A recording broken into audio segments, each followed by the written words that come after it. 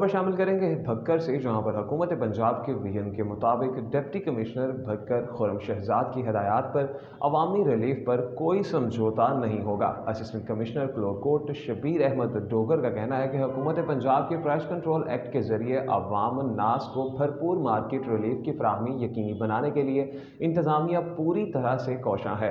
उन्होंने कहा कि इस ज़मन में प्राइस कंट्रोल और क्वालिटी चेकिंग सिस्टम की कारकर्दगी को हमा वक्त मॉनिटर किया जा रहा है ताकि मार्केट में मौसर चेक एंड बैलेंस के तहत सार्फिन को मयारी अशियाए ज़रूरिया की मुकर्ररा नरखों पर फराहमी को बरकरार और यकीनी बनाया जा सके। मार्केट में अशियाए ज़रूरिया की दस्तयाबी और कीमतों का तफसीली जायजा लेते हुए दुकानदारों को अशियाए ज़रूरिया के मुकर्ररा नरखों पर अमल दरामद का पाबंद बनाया जाएगा। उन्होंने कहा कि किसी भी दुकानदार को सार्फिन का इस्तेहसाल नहीं करने दिया जाएगा। दुकानों पर फराहम करदा सस्ते आटे की क्वालिटी और वजन को चेक किया जा रहा है। पंजाब हुकूमत के विजन के मुताबिक आटा मुहैया किया जा रहा है। जिस दुकानदार के खिलाफ कोई शिकायत आई, कोई भी रियायत नहीं बरती जाएगी, कानून के मुताबिक अमल किया जाएगा। उन्होंने हिदायत की कि मार्केट में नाकस आटा मुहैया करने वाली फ्लोर मिलों के खिलाफ सख्त कार्रवाई जारी रखी जाए। उन्होंने प्राइस कंट्रोल मजिस्ट्रेट्स को हिदायत जारी की कि ग्राम फरोशों और जखीरा अंदोजों के खिलाफ शिकंजा सख्त किया जाए। प्राइस कंट्रोल मजिस्ट्रेट्स बाकायदगी से बाजारों और मार्केटों के